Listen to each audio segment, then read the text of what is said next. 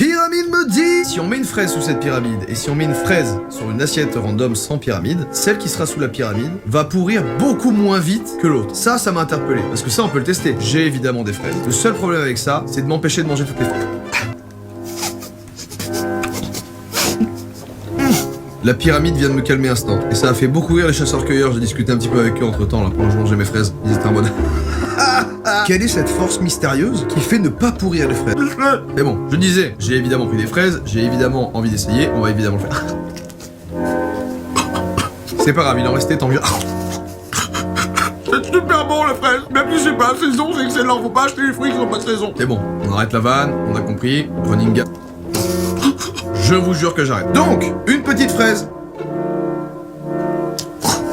Le test il va être simple, on va reproduire exactement le même. Est-ce que sous la pyramide, la fraise pourrit moins vite? Et on va faire le test maintenant. Alors on a fait le test en laissant 2 fraises pendant 48 heures. Et on s'attendait pas du tout à ça, puisque effectivement, la fraise qui n'était pas sous la pyramide maudite, eh ben elle a pourri plus vite que celle sous la pyramide. Et ça, avec exactement les mêmes conditions. Du coup on a refait le test quand même avec d'autres fraises pour confirmer. Et bah cette fois elles ont pourri à la même vitesse. Donc je sais pas trop quoi vous dire en fait. En vrai si je couple ça avec les chaussures électriques, je suis un relais EDF.